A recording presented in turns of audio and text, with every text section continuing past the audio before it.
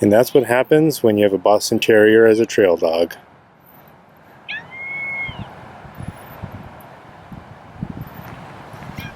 Hey everyone, this is Andrew. It's Thanksgiving, so happy Thanksgiving to all of you. Just going out for a pre-dinner ride. Try to do some damage control on what's going to happen later. And we are out today doing a ride review on the 2018 Giant Trance. This specifically is the Trance 2. It is an aluminum frame, aluminum front triangle, and aluminum swing arm. And we're going to see what it's all about.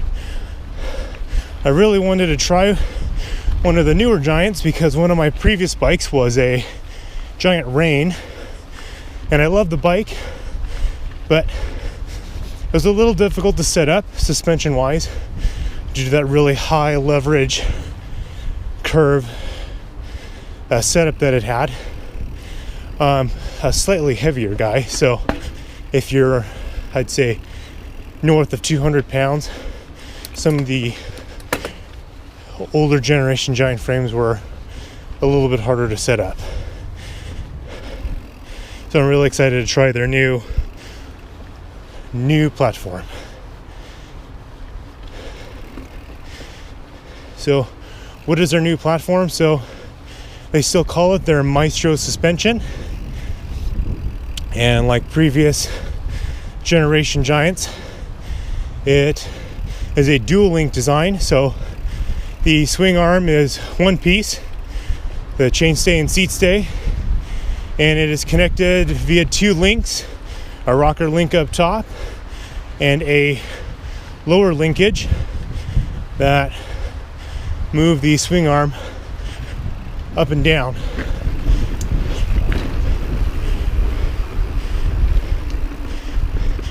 The newer Maestro setup though has the new metric shock standard, so they were able to design the bike to have a shock with a slightly longer stroke than before to get the same amount of travel.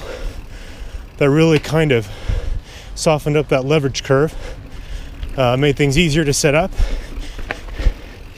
and from what I can feel right now, feels a lot better. So let's talk about the bike for a second. This is their Trance 2, again all aluminum.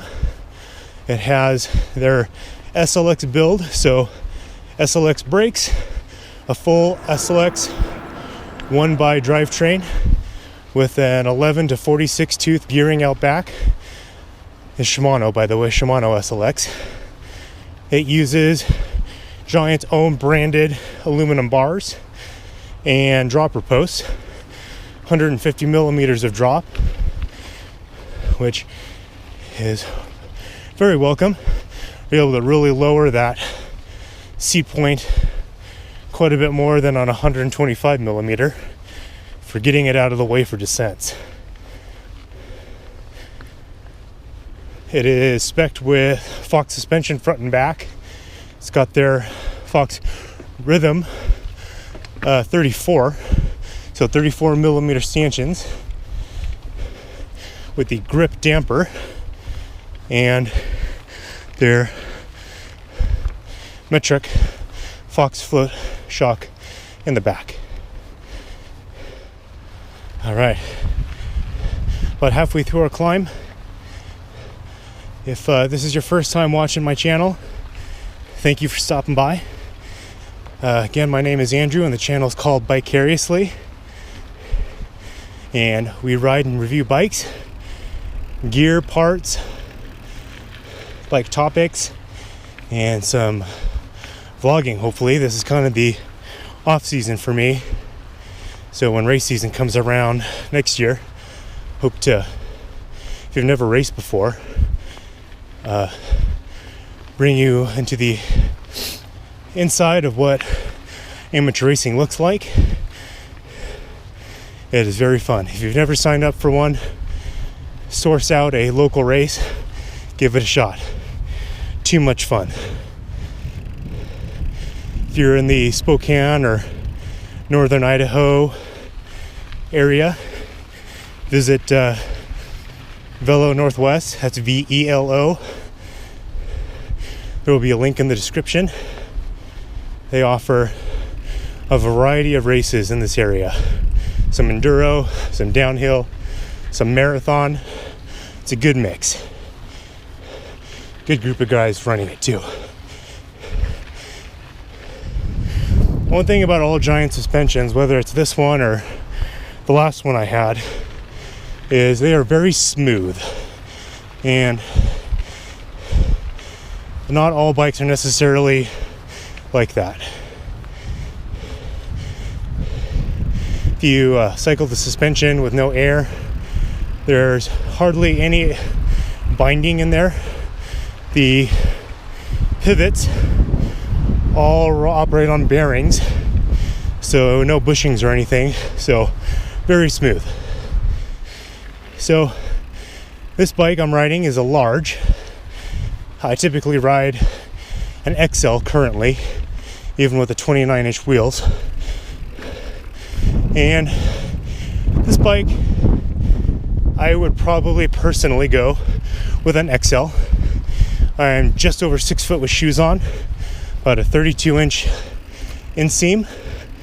These cranks have 175 millimeter arm length, and I have about 1.5 inches of dropper post showing between the collar of the dropper post and the top of the C-clamp. So I'd say that's a pretty good length for being able to get the saddle out of the way for some really gnarly descents, but also keeps me in a good pedaling position to do some climbing. We're getting ready to drop into the descent. This is Pop Rocks again. I like this descent, these reviews. It's got a good mix of big rock features, big hits, square edge hits, some chatter as well. Then it goes into some smooth single track to end out. So it's a good mix. You can test a lot of good bikes on here and get a good feel on how they feel on rougher stuff and then on some flatter, smoother stuff. So let's make sure we're all unlocked here on our suspension. And I got my dropper seat down. And hopefully the wind noise is better. I can't tell obviously because it's recording, but I did a little windproof hack that pretty much costs nothing. If this works, as I look over the footage, I'll show you how I did it. So here we go, and let's have some fun.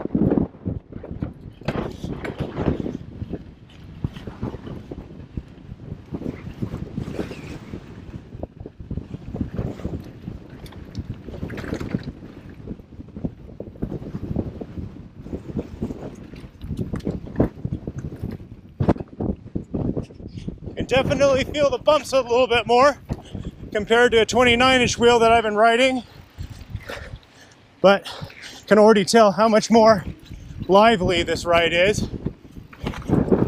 To be a little bit more careful on the steering.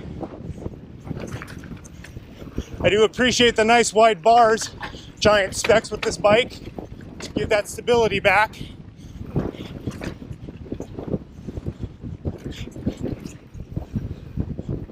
So far, suspension feels pretty smooth and bottomless. Again, noticeably smoother than the Yeti I test rode earlier. Doesn't have that overly sensitive feeling, but I know it's working because there's tons of grip. Not skipping out over things. So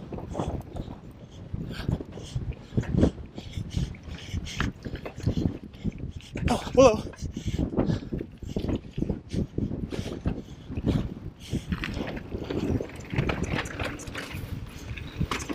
Hopefully the gimbal down there is doing its work.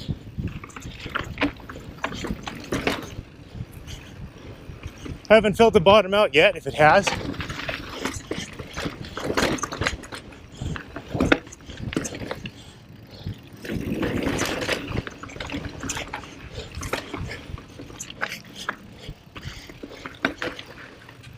Oh, whew. Yeah, definitely navigate these little rock crevices a little better with the smaller wheels.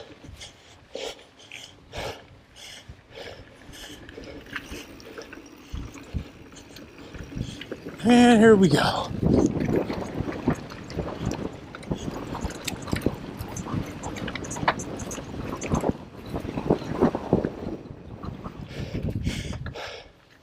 All right.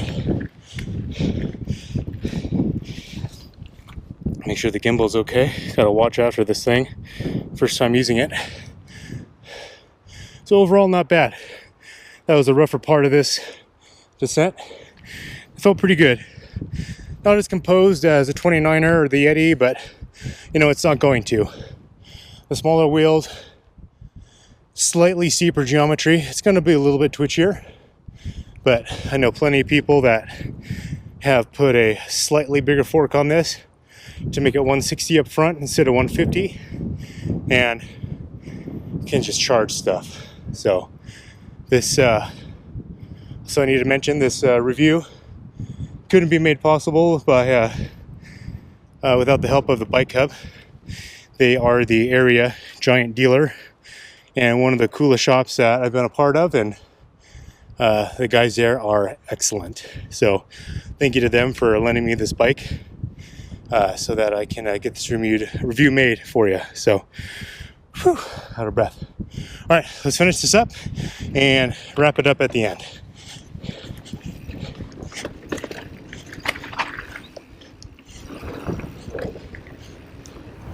Alright guys, we just finished riding the 2018 Giant Trance 2. Had a really fun day on this bike. For the money, it retails just over $2,800. You get a really good spec. You get a 1x drivetrain, dropper post, SLX brakes, which worked really well today.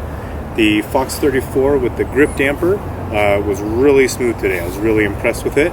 And the new revised Maestro suspension with the metric shock worked really well today as well. I would say if I was going to change anything about it, I'd put a little bit different tire combo on there. Maybe like a DHF or like a Magic Mary, a little bit more aggressive up front. The back felt fine, but maybe like an Aggressor, or if you're a Schwalbe guy, Hans Domp, whatever your flavor is. I think I would probably try and put a 160mm fork up front just to make it a little bit more aggressive. Also, it's slacking the angles out a little bit more. The seat angle worked pretty well for me today. I didn't feel too stretched out or too cramped, but like I said earlier, I'd probably size up to an XL for myself. But overall, you can't really argue the price and the spec for this bike. It does come in other colors and combinations, a little bit, pricier spec. You can go to Giant's website. I'll provide a link for that in the description. But overall, I was really happy riding this bike today. If you're in the Spokane area, you can check out the Bike Hub. They are the probably biggest Giant retailer in the Spokane area. And again, couldn't commend the guys there anymore. A really solid group. If you like the video, please like and subscribe. I'm going to plan on doing more ride reviews like this, also gear, vlogs, and things like that. So thanks for hanging out with us on Thanksgiving, and we'll see you next time.